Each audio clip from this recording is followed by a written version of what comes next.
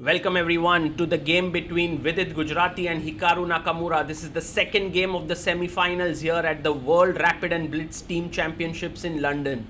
In the first game, we had Anish Giri on board number 3 where Hikaru Nakamura won.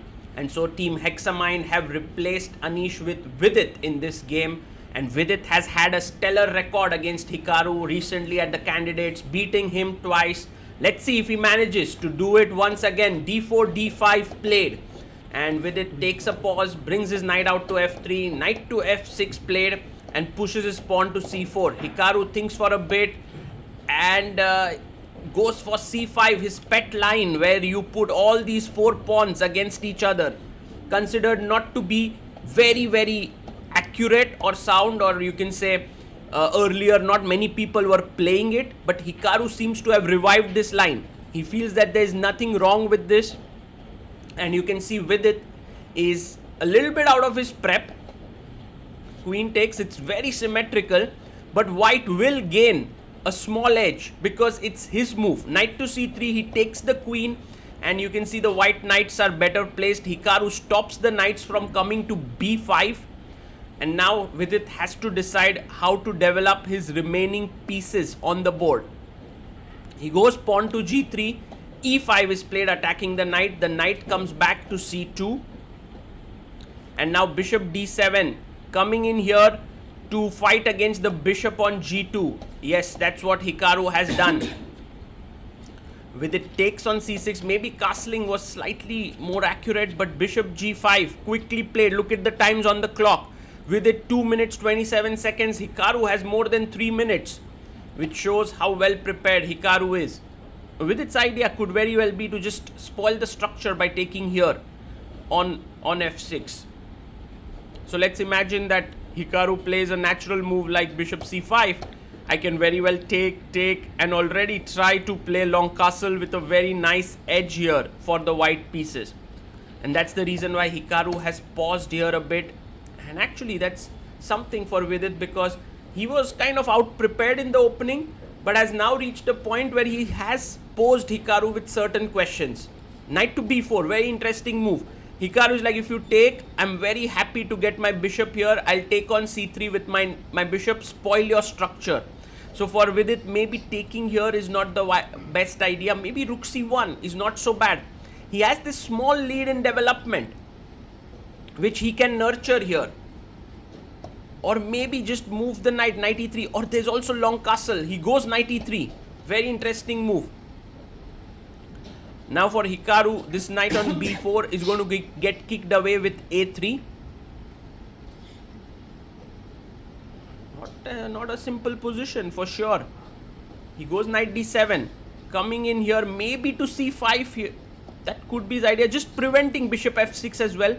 I would definitely think about a3, knight going back, and then entering with my knight, trying to give a check here on c7, which would, by the way, be a very brutal check, although Hikaru can easily stop it with rook c8. So this position definitely under control, but also threatening f6 to trap this bishop. Vidit goes knight d5. He attacks this knight here on b4, and he's like, if you take here, I'm taking back, attacking here on c7. Rook c8 seems like the most natural and normal move to play in this position. Hikaru is thinking hard here. Vidit has 1 minute. He has played rook c8. Vidit has 1 minute 20 seconds now. Hikaru has 2 minutes 7 seconds. Very quickly played rook c8 move by Hikaru. And Vidit comes rook d1. f6 played, kicking the bishop away. The bishop comes back to e3. You can, by the way, take on d5 here, or you can give a check. Yes, gives a check on c2, attacking the king on e1 and the bishop on e3. King comes to d2, attacking the knight. And now if knight takes bishop, you want to take with the king. Wow. Vidit is playing with his king here. He's very happy with his king being here. Maybe king will go to f3. Hikaru goes king f7, activating his king as well. Quickly played king f3. Vidit has a minute on the clock. Hikaru 1 minute 51 seconds. King e6. It looks round about even here, but I do feel that Vidit has some pressure. I love this move h4, trying to gain more space on the king side. Bishop goes to c5 for Hikaru. And now maybe just h5, gaining even more space, trying to push forward with h6. And if you do play h6, the pawns get a bit fixed. Bishop d4 pushes the bishop away, takes. And now the knight comes to b6, threatening knight c4. A good idea here. And Vidit goes knight to e4. Maybe his plan is that if f5, he can jump with a check. Also, don't forget, there's rook d6 check, picking up the knight. Hikaru has to remain careful here. Goes rook c6, stopping rook d6. b4, I love how Vidit is putting pressure. Knight c5 check with the idea of picking up the pawn here. Knight a4, stopping knight c5. Pawn goes to g4, stopping f5 ideas. Incredible pressure being put here by Vidit Gujrathi on Hikaru. Somehow, Vidit has managed to create some kind of a very difficult situation for Hikaru. The knight can't move easily. Vidit may decide to double down the d file. That's an idea, very strong one. And these pawns definitely look menacing, and that's the reason why Hikaru has paused and he's gone down below a minute. He goes knight c3, offering a trade of knights.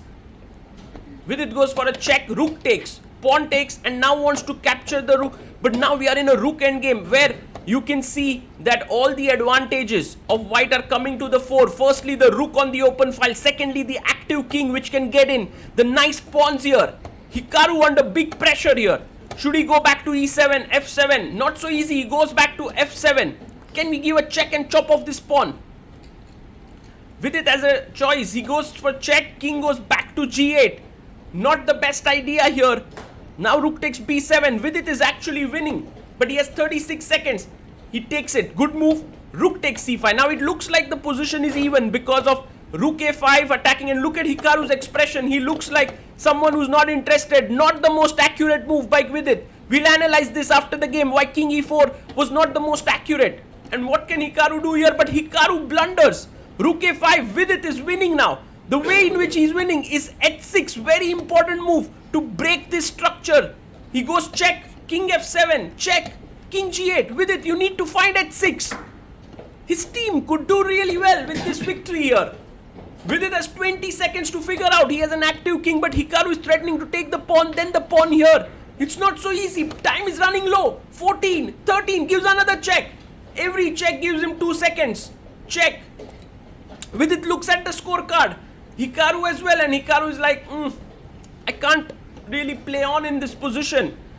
Definitely. By the way, for Hikaru, king f8 is the better move. King g8 is a mistake. We'll get to know why in the analysis. For now, he goes king g8, presses the clock, looks here and there. Vidit can sense there is something here, but is unable to find it, and the time is running low. And I think with a check, he agrees to a draw. Whew, what a game this was. This is a very brilliant and instructive position. Vidit has just recaptured here on d1, and Hikaru rightly activates his rook. In comes a check, king f7, rook check, king g8, takes the pawn. And here it seems like the position should be around equal because black is going rook a5, putting pressure, defending his pawn. But having these pawns here and an active king gets white a winning position. Vidit made a mistake here by going king e4, which was not the right move. The best move here was rook b6, attacking the a6 pawn. Naturally, Hikaru would go rook a5, attacking the a2 pawn. But now you can see there's pressure here on f6 and you push h6. Very nice move. Point is always, if you let this pawn remain here on h6, then you are not just losing this pawn, but you will later on also have mating threats. So the best idea is to take it. And now after rook takes f6, rook takes a2, a very important move. Rook e6, attacking this pawn. Once this pawn is lost, white will have this huge clump of pawns going forward. So rook a5, and now rook takes h6. The main problem being that in this position, black cannot get active. I'll come back here, attack this. You have to go back, my king gets active, and white is winning in such position. So that's the reason why here rook b6 would have been an excellent move for Vidit. Instead, he went king e4. Here, Hikaru had to go rook c2, attacking a2 and also f2, which would have given him an equal position, or also h6, stopping these pawns from moving forward. But instead, he went here after king e4, rook a5. This was a big error. And now, Vidit could not find a way to make progress, so he continuously gave checks here 3 times and the game ended in a draw. However, here white had an excellent move, which was h6. This is a beautiful move. I'm sure Vidit considered it. He saw that g6 is just lost after check, and then he can come here, threatening here and mate. So Hikaru would naturally take this, and here comes the beauty, king f5. And after rook takes a2, you see king f6 would have been a mate, in fact a forced mate, because these two pawns do not allow the king to move. But rook takes f2 check and black is out of the woods. Hence, here after rook takes a2, a beautiful move is f4. And after e takes f4, you now take on f6, and the beauty is the black pawns prevent a check to the white king, and rook b8 check is absolutely unstoppable. This is why it was winning, and which is the reason why you can realize that when the king is on f7 and Vidit gives a check, a very good idea for Hikaru is to go back to f8, because in the same line after h6, g takes h6, king f5, rook takes a2, f4 takes king f6. Now the king can wriggle out with king e8 and it's equal. A very, very instructive rook endgame.